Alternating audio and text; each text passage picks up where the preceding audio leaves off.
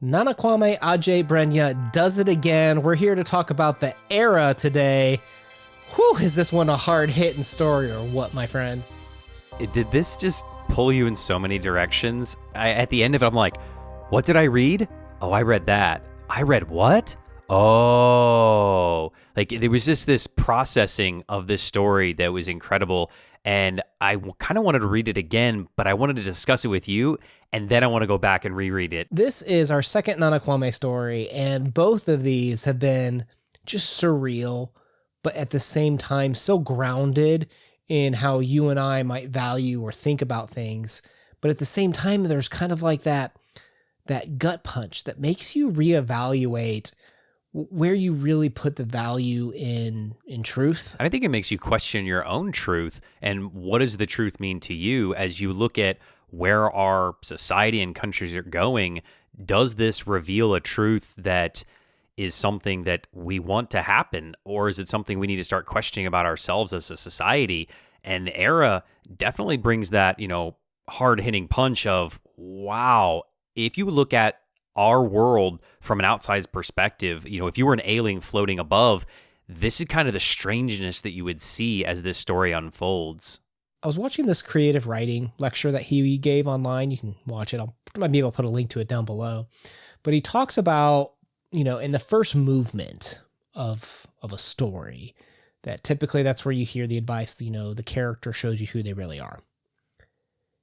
But he also talks about this idea of reader generosity.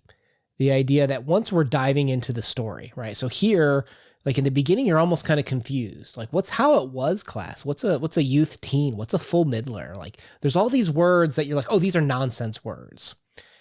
And that's when he's already got you, because you're trying to like figure out this puzzle and you want to know more about the world. You believe that the time it takes to figure out what the heck is going on will be worth it in the end.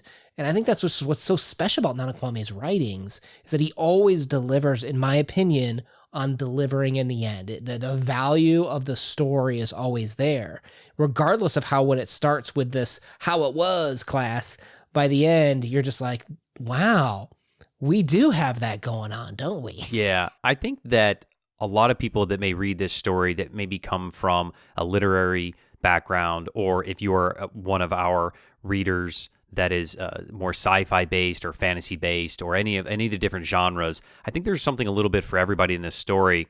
I know that as a fantasy reader, sometimes you come across those words that authors make up for their fantasy world because it's different, and you gloss over them. It's like the and you don't know how to pronounce the word, the magical system, or there's some strange name and you're like, oh yeah, she loved shabba-da-da-dup. And it kind of feels like that as you're going through this mystical world, but this is set in such a reality that you do want to know more, and you're like, what does the big end mean? Or what is the I think it's like the big push or something, and you're like, what is that? Because has that already happened? Is that something that's going to happen? Or what is it that's going to happen?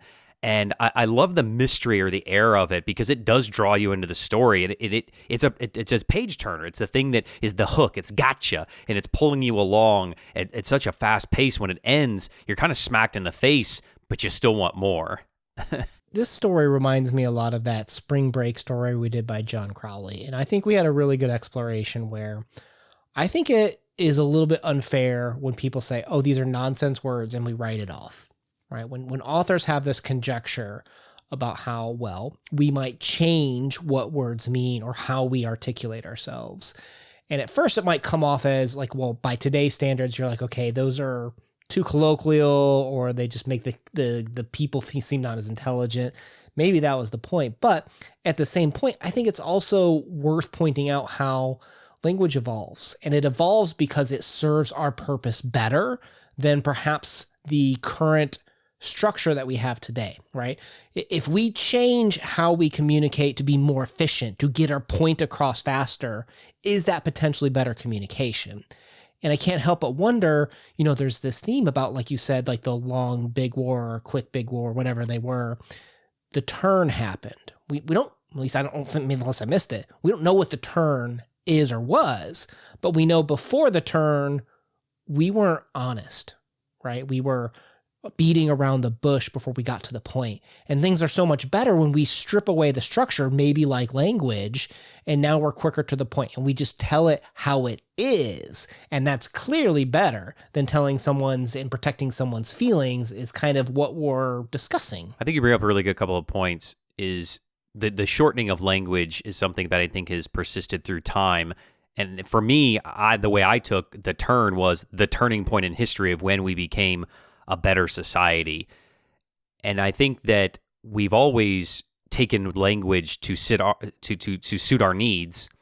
And as the kids like say today, we instead of saying suspicious, you say sus, and you're still conveying the same meaning. You just shorten the word. And I always think it's not interesting. Maybe it is interesting that a lot of times older generations will look at the change of language of younger generations in a negative manner, or almost like they are being lazy as they're changing things. And I was going to ask you of why do you think that as time has passed and language has evolved like it has in this story, and we see that in this story kind of to a degree, not necessarily with the language, but there is this air of almost superiority of the elders to the younger characters in the story, that, language was better back in my day, and the language you have now is lesser than. It seems to be a common theme throughout history. There's no scientific backing behind this, but I've always kind of thought that we find humans are drawn to comfort, right? There's this German, I think he's a teacher / kind of consider him sociologist, philosopher, but Max Weber. He wrote this really good essay called Charisma, and he was a biting criticism towards the educational system about how likable you are. The facade that you put on makes it easier to want to be drawn to that teacher, to like that teacher. It almost capitalizes attention in a sense. And that feeling, like, so if we look at it from the viewer side, the idea of wanting to be just drawn towards what's easy, I can't help but think that sometimes we get comfortable in our old ways, and we think because it's comfortable, because it's easy, it's better, right? And it's almost like an alienation or scary thing to see things change. So particularly older generations where it's not their change, they feel alienated and are more likely to reject it, is kind of how I always viewed it. Oh, that makes sense. I like that explanation. I just, for myself, always want to challenge myself to evolve. And I like learning new words, and I like using words that are more efficient or words that can be more relatable. That just seems very easy to me. Maybe it's not comfortable, but I don't know. I'm that weirder. You know me. I'm the guy that likes to be in that uncomfortable position. I love the conflict. Yeah. Well, and when you're reading this story, don't you feel a little bit uncomfortable with the things that are said? When he's just like, "Man, I really wish I could smash your face in with a rock." Or they're talking about, like, if we just admitted that we poisoned the reservoir, it'd be so much better, and we would just more honorably nuke each other later on in life. And it's just like, wait, whoa. Something doesn't fit right when you are just so straightforward. And I'm trying to wonder, how much does intent matter in the truth too? Because sometimes we hide things, like, the whole these jeans make my butt look big thing, right? We're doing lies, right? And we do lies a lot. However, it's with the idea of, well, I don't think it's really you're asking if your butt looks big. It's making you feel comfort. It's making you feel loved, even if it's particularly asking from like a significant other. And when you take that away and just focus on the truth, does that take away the emotions? And is that what can be so cringe or so surprising to us as readers, when they're so direct in this story that it can surprise you because you're not used to taking away that veil of comfort? It also feels that this is unrealistic from our current standpoint of society, that we've talked about, and I've said many times before, and I've stolen this from Sam Harris, that there are really two ways to communicate: through our language, whether that's verbal or written or song or poetry, and through physical means. And that a lot of times, if you spoke to somebody this way in modern society, it would end with some type of physical altercation.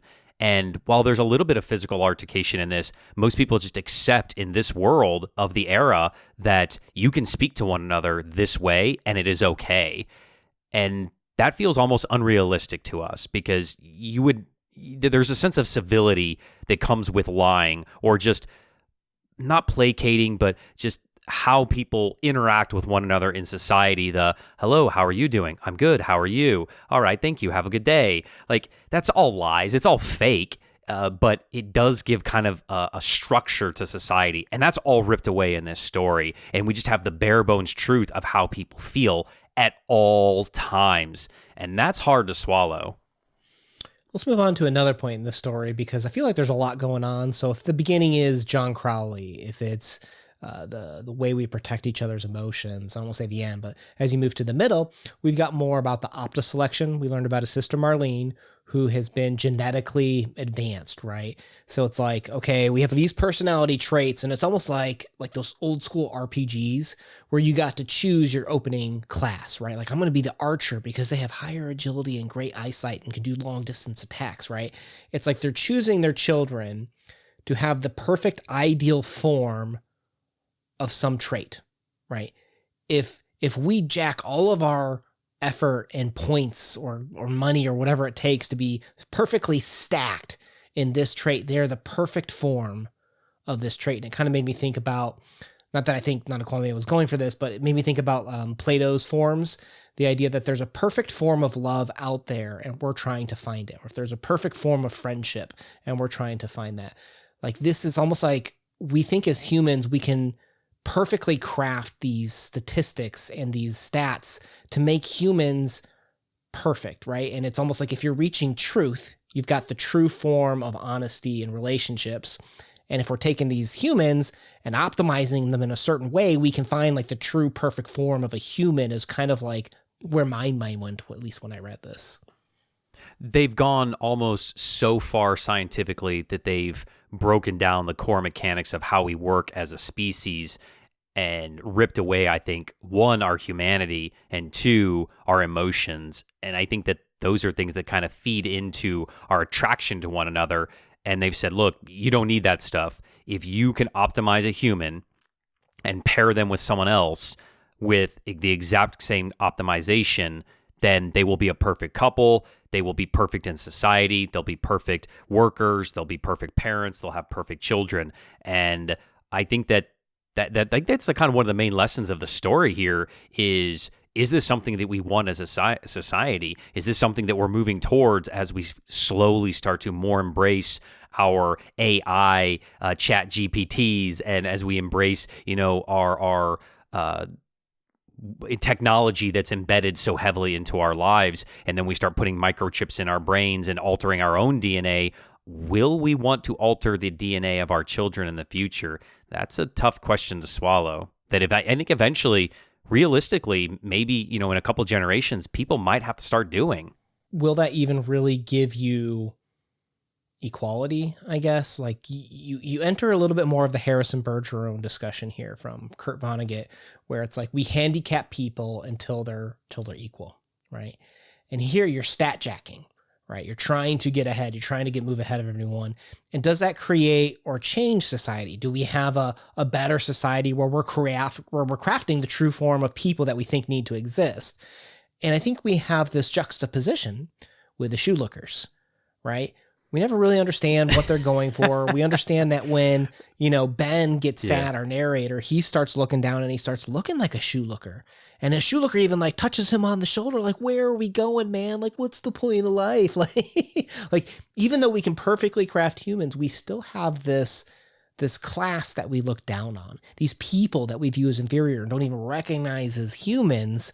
And then as soon as Ben starts to feel sad and isn't jacked up on good, well, then he's treated like one too, and even recognized amongst the class of shoe lookers, I'll say. That's another main point of the story, is trying to identify of who are you? Who do you want to be? Does it matter if you are, a bootlicker, or if you are, genetically engineered? Can you still be a good person? Can you still have relationships? Can you still be happy? I don't know. Does that matter? Does happiness matter in this world? I think it does for certain people, right? The people that aren't so tied up in okay, so if the opening is the reader generosity, we see this world about the turn, we see this world about stat jacking, stuff like that, and then we see the different ways that you can achieve it. Leslie, when we get to the climax and the resolution here at the end, we see that her family unplugged. Right. They're the ones living in the small house. They're poor. They don't have a lot of money. Their beds also serve as tables, but they get people, right? They're not so jacked up on the artificial generated good, right? Like in terms of whether you view that as materialism or ways to buy happiness or the stat jacking that comes with like the Opta selection.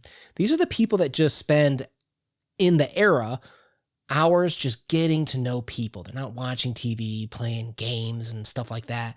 They're having that real human connection that I think when we're replacing all these stats that we don't like, we're almost replacing part of our humanity. And we look down on people that embrace their own humanity, right? Like those kids that were crying at the war memorial, and we look down on them for expressing their emotions. We look down on shoe lickers for being sad. It's like we suppress our humanity for the sole purpose of standing out in front of others. And I think Leslie is the family that's, offering their hand for him to turn away from that world and embrace his own humanity. Oh, man.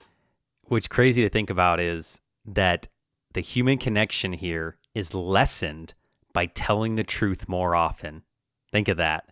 If you lie a little bit with just white lies, you're able to make better human connections and have a more emotional connection with somebody than wholeheartedly telling the truth, because you might not necessarily hurt someone's feelings. Yeah, I agree with you in the sense that it's not necessarily that they're, to nuance it, it's not that they're not necessarily lying more. It's that they're first considering others, right? By putting the fact that your human existence is in a bubble with others that also live and breathe and have feelings. That's something that we all need to keep in mind, I think, in a sense, is when I make this decision, you have a choice. And whether you consider others, I think, is what makes you choose to be a part of humanity as opposed to being too individualistic, perhaps. I think it kind of brings us to the end of the story of it's kind of heartbreaking after all of this human connection that's made and the family that's trying to be open-armed. It all still just comes back to, I want what I want, and there is no acceptance. And there, I don't know.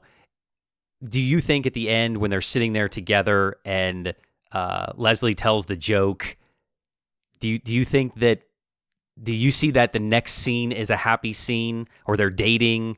What do you think? I think this is the turn for the character. In the same way that society found a way to get to what it thought was the best form that it could be, whether it is or isn't, I think this is the turn for Ben, where he realizes he can choose to be his natural self, to think about others, and not necessarily be so focused on what the truth or being the highest or best at something. This is him accepting who he is, which I think is the strongest message for a better future for Ben, perhaps. And that's the message to us, is that you can be better. You can always change, no matter what the pressure of someone at school or your family. You can be better, and you can be you and be happy in it. Aww. You don't gotta be no shoe looker. All right. My name is Ben Una. Thank you for spending some time and talking about Nana Kwame Adjei-Brenyah. He's an amazing author, and we're going to leave a playlist where you can find some other talks. What story do you want to see us cover next? I've got a couple. I've heard the first one in this collection is just a firecracker. We should probably check this one out next. All right, let's do it. Peace. Peace.